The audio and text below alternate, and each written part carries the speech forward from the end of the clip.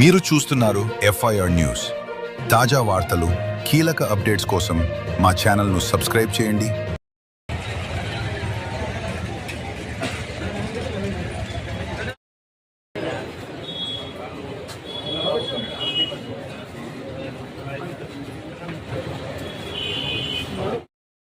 సరే, ఇప్పుడు మీరు కూడా కొద్దిగా సంయమనం పాటించాలి. అదేవిధంగా ప్రశాంతంగా ఉంటే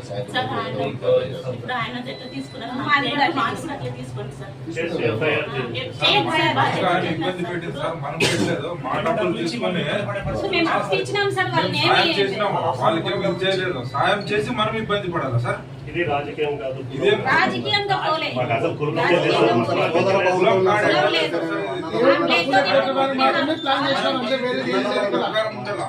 వాటి వాళ్ళు మేము బ్రదర్స్ ఒకే ప్లేట్ లో తిన్నారు.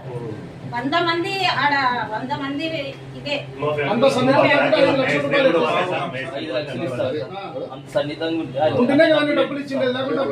మాఫీ కావాలని ఇట్లా చేస్తారు. గౌరవంగా ఉంటాం. మేము ఊరుకునేది తీసుకునే పట్టేది జరిగిందంటే పిల్లలు మనస్తాపం జరిగి బయటకు వస్తారు. అది జరిగింది. రాజకీయం ఎక్కడ ఎవరు ఏం చేశారనేది అర్థం కాదు. అదే చేతిలో పట్టుకున్నా.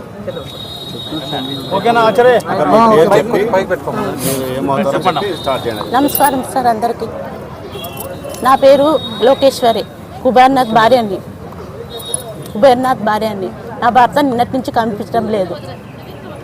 యాక్చువల్ వచ్చేసి కుబేర్నాథ్ పైన కేసు నమోదైంది కదమ్మా. అవును సార్. కంప్లైంట్ ఇచ్చినారు. VRO భార్య నా భర్తను కిడ్నాప్ చేసినారని చెప్పండి సార్. అప్పు అడిగినందుకు మేము అప్పిచ్చి అట్లా కదా మేము మాట్లాడిన VRO సురేష్ భార్య కంప్లైంట్ ఇచ్చింది. ఏమని, నా భర్తను కిడ్నాప్ చేసి వాళ్ళు కొట్టారని, బెదిరించి కొట్టారని కంప్లైంట్ ఇచ్చారు. ఇదింత అబద్ధం సార్, ఇదింత అబద్ధము. నా భర్త పైన లేనిపోని పుకారు పుట్టించినారు వాళ్ళు. మాకి అప్పు ఇచ్చినాం మేము, డబ్బులు 5 లప్పు ఇచ్చినందుకు ఇప్పుడు అట్లా చేస్తున్నారు మా పైన నా భర్త పైన చాలా కఠినంగా శిక్షించాలని నేను కోరుతున్నాను. డబ్బు తీసుకున్న వ్యక్తి BT సురేష్ తీసుకున్న వ్యక్తిని న్యాయ పద్ధతిలో పోయి డబ్బులు వసూలు చేసుకోవాలి కానీ ఇట్లా దౌర్జన్యం చేయలేదు సార్. పిలుచుకొని వచ్చినాం సార్. అప్పు అడిగేకి పిలుచుకొని వచ్చినారు సార్. పిలుచుకొని వచ్చి ఫ్యాక్టరీలో కూర్చోపెట్టి తినిపించి అంత చేసి అది కిడ్నాప్ అని ఎట్లా చెప్తారు సార్ మీరు? మేము చెప్పేది పోలీసులు నిర్ధారణ చేసి 3 కేసులు పెట్టారు.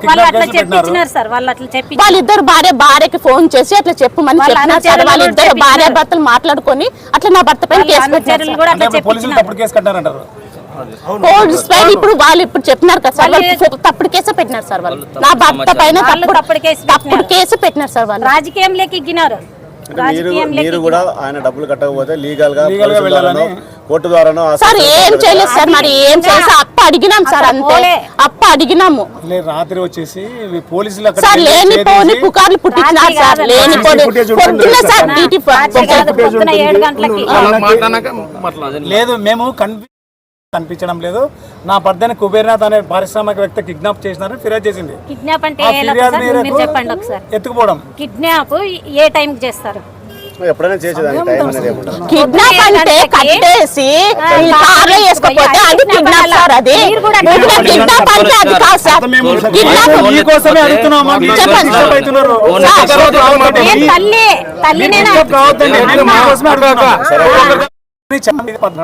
ఇప్పుడు లేనిపోని కేసులు పెడితే ఎట్లా సార్? నా భర్త పైన లేనిపోని కేసులు పెడితే మేము ఎట్లా ఉండాలి సార్? నా భర్త పేరున్న మనిషి,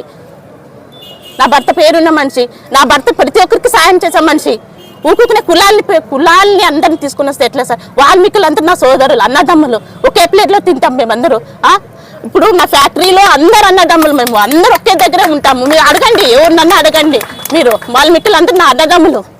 100 మంది పైన నా ఫ్యాక్టరీలో ఉన్నారు.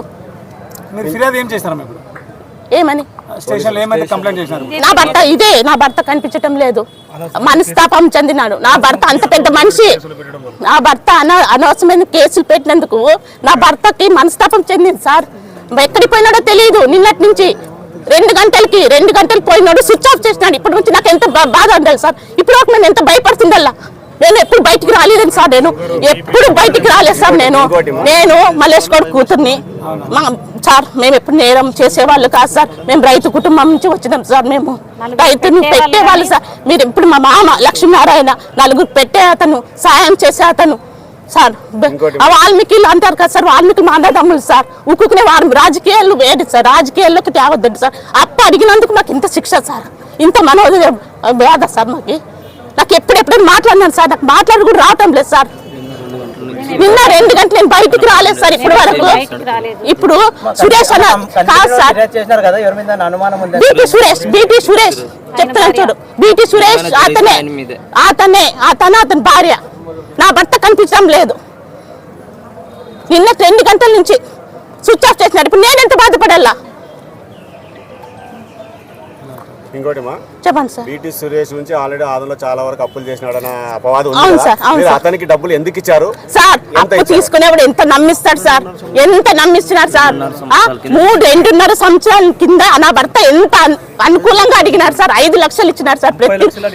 ప్రతిరోజు ఫోన్ చేస్తున్నారు. ప్రతిరోజు ఫోన్ చేసి ప్రతిరోజు అడుగుతుంటే ఈ రోజు రేపు అని చెప్పినందుకు నిన్న పోయి పిలుచుకుని వచ్చినాడు సార్. పిలుచుకుని వచ్చినందుకు నా పైన ఇంత పెద్దగా, నా భర్త పైన ఇంత పెద్ద మోసం చేసి, ఇంత పెద్ద కుట్రలు చేసి ఇప్పుడు రాజకీయంలో లాగుతున్నారు. రాజకీయంలో నా భర్తను తొక్కాలని చూస్తున్నారా? నా భర్తని రాజకీయంగా తొక్కాలని చూస్తున్నారా? అన్ని ఉన్నాయి సార్. మీకు ఆధారాలు కావాలంటే చెక్కులు ఉన్నాయి, చెక్ బౌన్స్ కూడా ఉన్నాయి, ట్రాన్స్ఫర్ నోట్లు ఉన్నాయి. ప్రధాన కార్యదర్శి చెప్పండి సార్.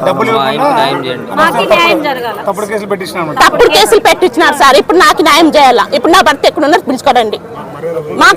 మేము సార్ మా పెద్ద ఫ్యామిలీ సార్, మాది పెద్ద ఫ్యామిలీ. మేము పెద్ద ఫ్యామిలీ సార్. డబ్బులు అడిగినందుకు ఇంత శిక్ష వేస్తున్నారు మాకు. మేము బయటికి రాకూడదు. ఎప్పుడైనా మేము బయటకు వచ్చినామో అడగండి సార్. స్టేషన్కి వచ్చినాం సార్. స్టేషన్కి వచ్చేటట్లు చేసినారు.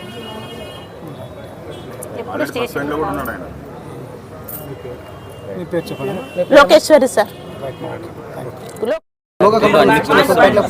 అయిపోయింది సార్, అయిపోయింది.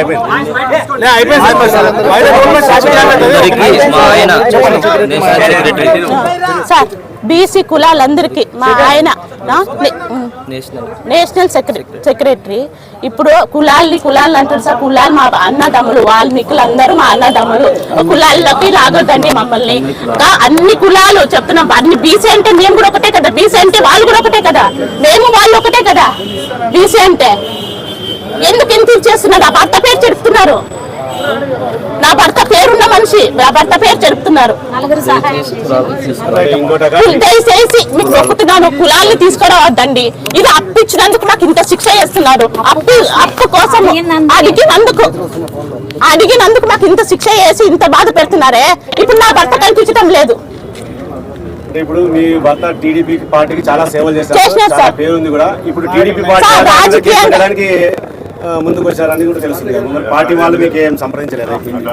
లేదు సార్, పార్టీ వాళ్ళు అందరూ మాకు సాయం చేస్తున్నారు సార్. ఎవరిపైన ఏం లేదు సార్. కొంతమంది వచ్చినారు, వచ్చి కంప్లైంట్ లేదు సార్. వాళ్ళు చెప్పిన మాటలు విన్నారు సార్. వాళ్ళకి ఏమో తెలియదు సార్. వాళ్ళు చెప్పిన మాటలు విని వచ్చారు. వాళ్ళకి ఏమీ తెలియదు. కులం అన్నందుకు వచ్చినారేమో సార్. కులంది మేము ఎప్పుడు ఎద్దలేదు సార్. మేము అంతే సార్.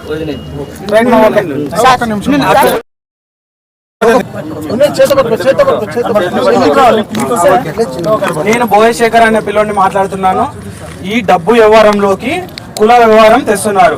దీనికి డబ్బుకి కులంకి ఎటువంటి సంబంధం లేదు. నేను భోయశేఖర్ అనేటువంటి పిల్లోడు. నేను 40 ఏళ్ళ నుంచి మా మామ వాళ్ళు, మా తాత వాళ్ళు కూడా ఆడే పనిచేస్తున్నాము. అప్పటి నుంచి అయినా సరే ఇప్పటి వరకు అయినా సరే బోయే వాళ్ళు అని మమ్మల్ని ఎప్పుడు చిన్న చూపు చూడలేదు.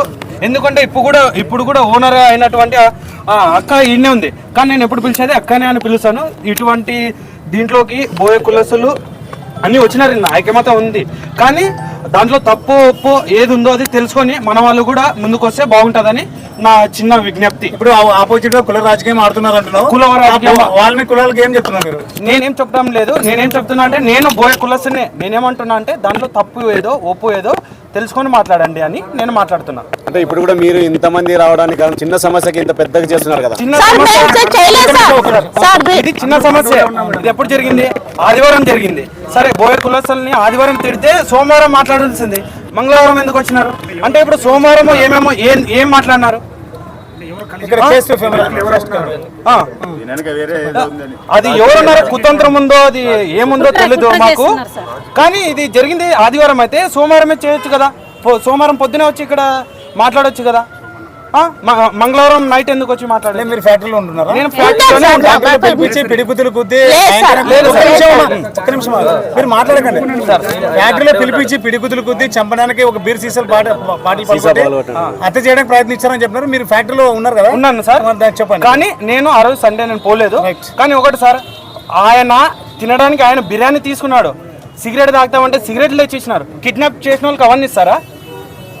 మా దగ్గర సీసీ ఫుటేజ్ ఉంది. బయట ఆయన తిరుగులాడుతున్నాడు, ఫోన్ చేస్తున్నాడు. ఆయన ఏం చెప్పాడు? ఫోన్ లాక్కున్నాడంట, నన్ను చంపడానికి చూస్తున్నారు అని అన్న. చంపడానికి చూసే వాళ్ళు ఆయన ఎక్కడో గదిలో బంధించి చేస్తారు. బయట ఇడిచి ఆయనకి ఫోన్ ఇచ్చి ఫ్రీడమ్ ఇచ్చి ఆయన తినడానికి తిండి ఇచ్చి తాగడానికి సిగరెట్లు ఇచ్చి ఇవన్నీ చేసే ఇది కిడ్నాప్ అవుతుందా సార్? మరి బీసీ సోదరులు చెప్తున్నారు కదా. నేను బీసీ సోదరులు నన్ను ఏమంటున్నా అంటే తప్పు ఒప్పు తెలుసుకొని చేయండి. ఇప్పుడు మా ఓనర్దే తప్పు ఉంటే డిపార్ట్మెంట్ ఉంది, వాళ్ళు చూసుకుంటారు. దీంట్లో కులం ఎందుకు, పార్టీలు ఎందుకు? ఇప్పుడు మేము అడిగేది కూడా అదే. అప్పించినారు కదా డిపార్ట్మెంట్ పరంగా కానీ న్యాయపరంగా కానీ పోకుండా ఆయన పిలిపించాల్సిన అవసరం ఏముంది? ఓకే సార్, ఇది మంచి క్వశ్చన్. ఆయన జాబ్ పోతుందని మా వాళ్ళు ఫ్రెండ్ ఆయన అడిగింది ఎగ్జాంపుల్ 30 లక్షలు. ఆయన 30 లక్షలు అడిగితే నా దగ్గర లేవు అంత అమౌంట్, నా దగ్గర ఉంది కాస్త కోస్త ఉడతా సహాయం అనుకొని 5 లక్షలు ఇచ్చినాడు సార్. ఫోన్ చేసిన వెంటనే డబ్బులు ఇచ్చినాడు. అంటే ఇప్పుడు బోయలని అంత తిట్టేవాడు అయితే 5 లక్షలు బోయలకి ఎందుకు ఇస్తాడు సార్? బోయలకి ఎందుకు ఇస్తాడు? నమ్మినాడు కాబట్టి. బోయేడు పక్కకు పోతే పక్కన ఆయన పక్కన ఉంటే వరుస పెట్టి పిలుస్తాడు కానీ బోయ కులస్తుడు అని దూరం పెట్టింది లేదు మా ఓనర్. నా పేరు బోయ శేఖర్. నేను ఎండిబెల్ ఫ్యాక్టరీలోనే 15 ఏళ్ళ నుంచి ఉన్నాను మేస్త్రి. మా వాళ్ళు కూడా 40-50 ఏళ్ళ నుంచి అక్కడనే పనిచేస్తున్నాం మేము.